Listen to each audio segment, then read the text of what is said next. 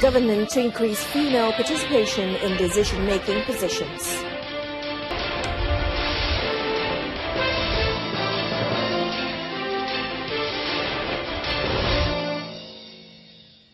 Good afternoon, I'm Annette CHRISTIE. You're watching News on 2. Prime Minister Datuk Sri Najib says he is determined to increase women's participation in the workforce more aggressively through the launch of the Women's Innovation Academy under the Prime Minister's Department.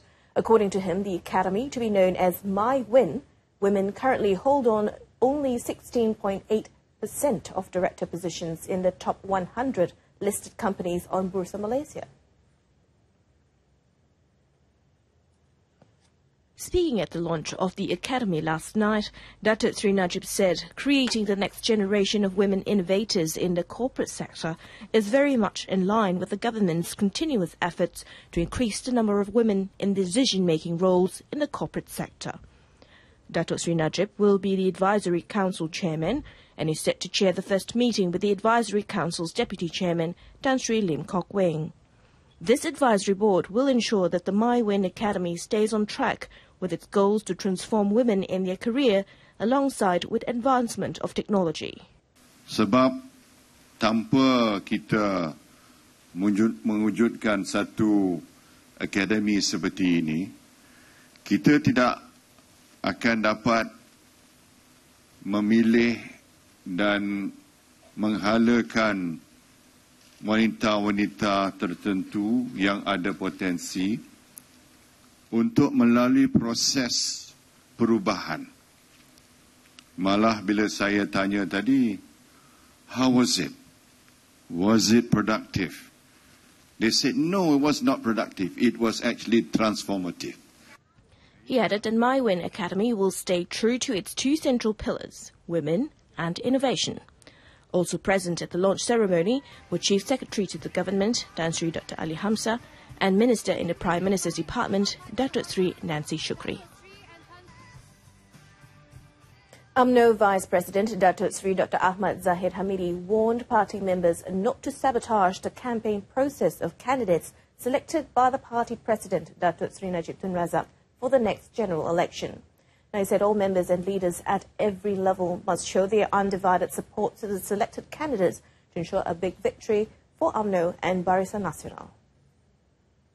Datuk Sri Dr. Ahmad Zahid stressed that the party president always take into consideration various factors before selecting what he described as winnable candidates, adding that once the lists are handed over to all Menteri Besar and Chief Ministers, there shouldn't be any dispute or argument.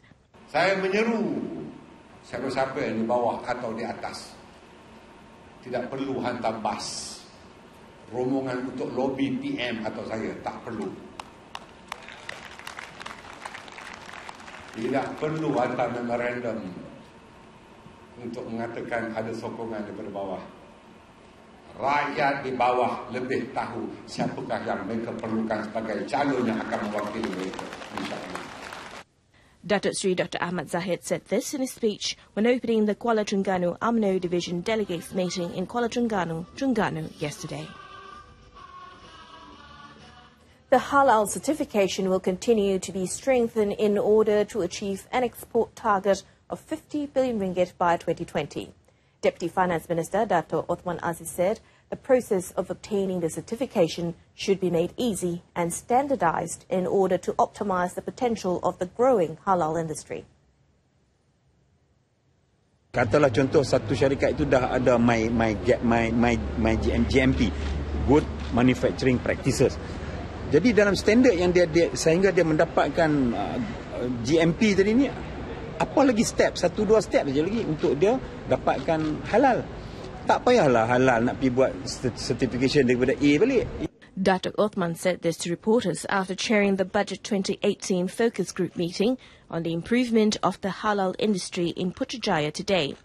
The halal industry contributes 7.5% to the country's gross domestic product in 2015 and 42 billion ringgit in legitimate export in 2016. Petroleum Nasional Berhad Petronas is expected to add 3 billion ringgit in dividend payment to the government by the end of the year. According to its president and chief executive officer, Datuk Wan Zulkifli Wan Arifin, the payment will be made in staggered terms, in addition to the current 13 billion ringgit already committed to the government.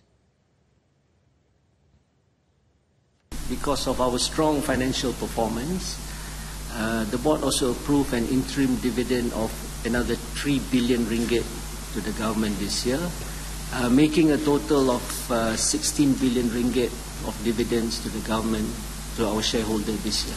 This is over installments up till the end of the year. Datuk Wan Zulkifli said this was over installments for this year, while for next year, Petronas have yet to decide on the dividend quantum. All Kereta Api Tanah Melayu Berhad KTM train services will be fully restored by Monday, as repair works are being carried out between the KL Central and Kepong stations due to a derailed cargo train incident recently. As such, KTM Berhad, KTMB, said its commuter train service would be using one rail track between two stations from today until Sunday.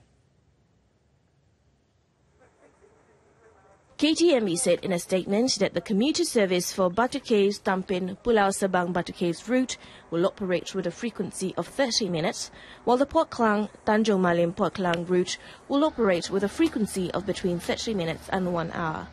However, the electric train service ETS will be operating as normal for all routes. Last Monday, the KTM commuter services for both routes were disrupted after the derailment occurred about 1:32 a.m. on the tracks between the Kuala Lumpur and Kepong stations, causing obstruction to one of the rail tracks.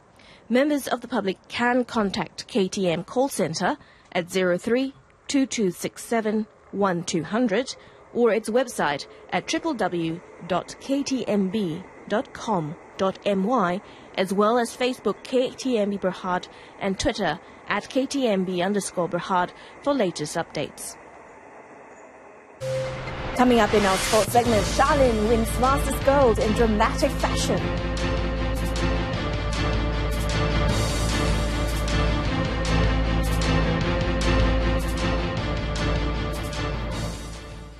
Malaysia is still in the lead in the medal tally at the 29th SEA Games as it enters the 8th day today. Our athletes have won 69 gold medals, 46 silver and 45 bronze as at 12 this afternoon to make it a total of 160 medals. This is followed by Vietnam with 43 gold, 29 silver and 34 bronze, while Singapore is in third place with 39 gold, 33 silver and 39 bronze.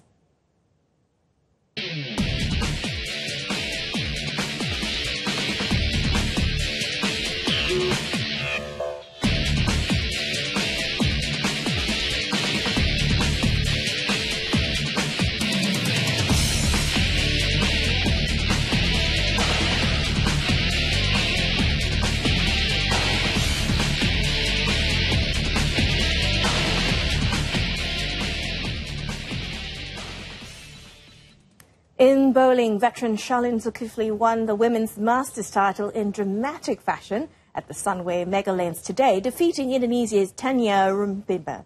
The 39-year-old beat Indonesia's Tanya Rumimba 246 to 222, 223 to 222 in the step-ladder final at the Sunway Mega Lanes to recapture the title she last won at the Brunei Games in 1999. Let's take a look.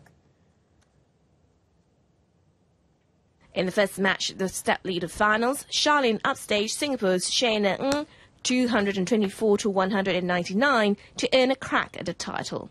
It is Charlene's first goal in the Masters since the 1999 Brunei SEA Games. As for the ongoing SEA Games, it is the third gold after the trios and team events. The first game of the final went to a roll-off as the score was tied at 225 to 225. Both bowlers needed to bowl the 9th and 10th frames again, with Charlene eventually winning 246 to 222. In the sudden death game, Tanya led all the way until an open 8th frame saw Charlene bouncing back for a 223 to 222 victory. Meanwhile, the women's triple team gifted Malaysia another gold medal after they beat the Philippines 19-11 in lawn bowls at the National Lawn Bowl Centre, Bukit Kiara National Sports Complex.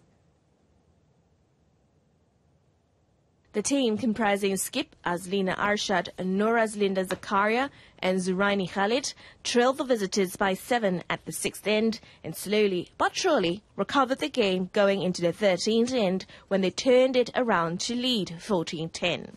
The national trios were trailing by 4 points at the 6th ends, but staged a stunning fight back to level the scores 9-all by the 9th end. The Philippines tried to speed away, but the gritty Malaysians refused to give up and continued their momentum to win the game 19-11. In the fight for third place, Brunei beat Thailand 15-11 after the 18th ends to clinch the bronze medal. Lawn Bowls has thus far contributed 3 gold medals and a silver medal in the women's fours, men's and women's triple, and the men's 4. In heptathlon, Liana Cameron failed to win a medal, finishing in 4th place in the 7th discipline event. She, however, has something to be proud of her performance after she beat the 36-year-old record held by Datuk Zaitun Othman. After the 7th discipline, the 800 meters, Liana managed to collect 5,247, beating the long-standing record of Zaitun Othman of 5,175 set in 1981. Keempat untuk first time saya masuk heptathlon untuk SEA Games.